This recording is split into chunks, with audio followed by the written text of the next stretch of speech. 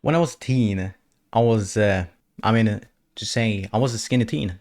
I was skinny, and I felt when it came to physicality, I wasn't like super skinny, but nonetheless, when it came to physicality, I felt I was a little insecure because my frame wasn't the biggest at the time. I was, my arms were like sticks, and yeah, and it did drive some sort of insecurity because I remember I had hoodies all the time because I didn't want to show my arms. But when I got older, I felt like I wanted to improve in a lot of different ways. And one of the ways I wanted to improve that you can see progressive change and you can see it physically, and that is through training. And I found it very fun, and I think for most people, if you can integrate your life in a healthy way, I think it could be a lot of fun and certainly a very healthy thing. So in this video, I'm gonna speak about how to build a aesthetic physique.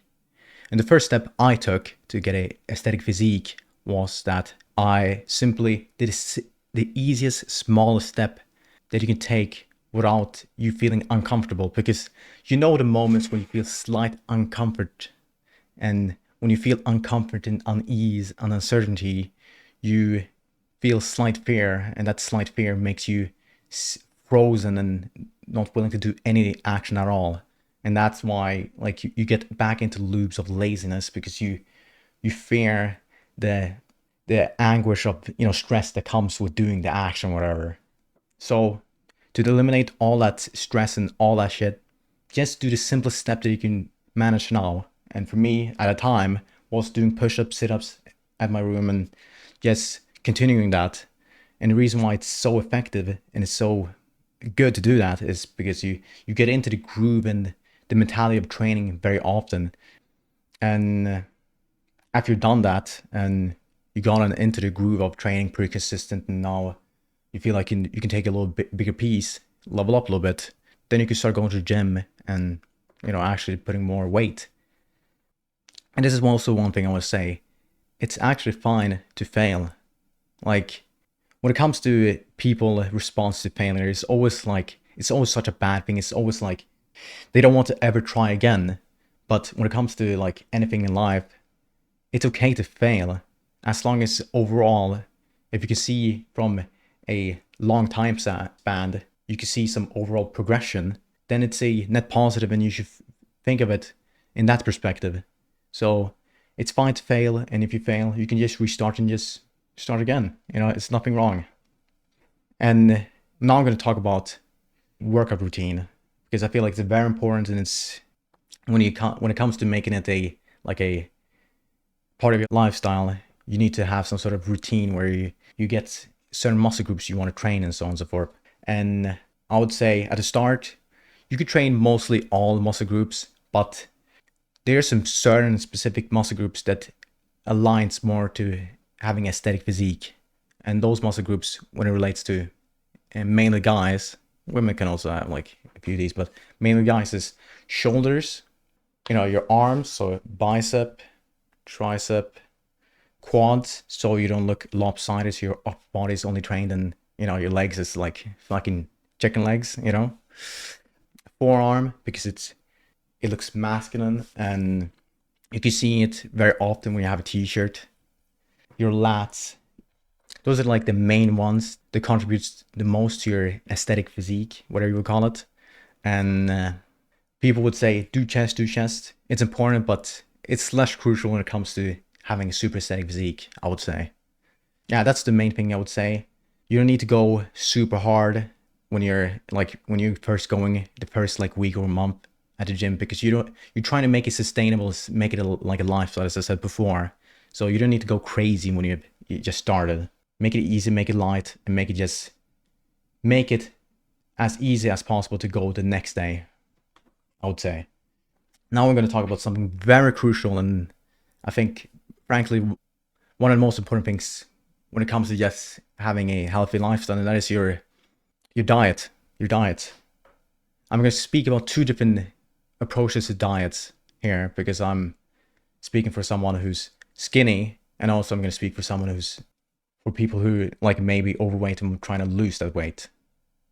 So the diet I had to try to gain my mass was I simply ate like a high protein diet, not shitloads of carbs. I mean, decent amount of carbs, but shitloads of fat and uh, and a lot of snacks to try to when there's like a time between and I feel there's enough mass gaining, then I take a little snack to just keep it overall that I have a calorie surplus for the day. And like those are the like main tactics. And if you need to, and if you must, if you can't like gain mass with all the things I've said, you can do low dirty bulk.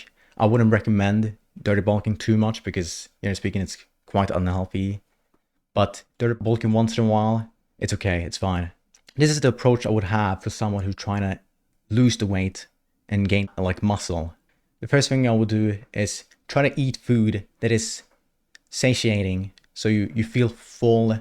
And foods I'm talking about that are like satiating are mainly like satiates you the most. So try to eat a lot of protein. You could take protein powder as I have there. A lot of you can consume healthy proteins like salmon, tuna, beef, chicken.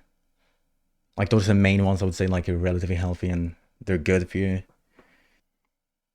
And you can also eat foods that are like big in size but not a lot of calories. And what I mean by that is, for instance, if you want a snack and you feel like you want to eat something and you're a little peckish, get some popcorn, because it's very airy. There aren't a lot of calories and it's tasty. It tastes good. So like get a lot of those type of snacks if you're feeling that real hunger. It won't be that many calories and still overall would have a calorie deficit. One more tip is drink a lot of water. And the reason why it's so good drinking a lot of water is because, well, obviously being hydrated is a good thing, but it fills up your stomach and it makes it easier for you to hold your hunger till the next meal. And also, this is something that is really important, that is eating decent amount of fibrous food. And the reason why fibrous food is decent and it's pretty good is because food with fibers has a low glycemic index. And what it means basically is like, foods that are white carbs, donuts, candy, like sugary stuff, some like white bread, whatever. They have like a high glycemic index. And what it basically means is like when you consume it, your blood sugar spikes real high and then it drops drastically quick too. But when you eat like something with fiber, the overall energy curve or the glycemic index, is a gradual one, and it's supposed to keep you more satiated and full for a longer while. And that's why it's good to eat this food. Those are the main things when it comes to your diet. And there are a lot of things to think about, but as long as you're just overall having a relatively healthy diet, you should be good. You should be good.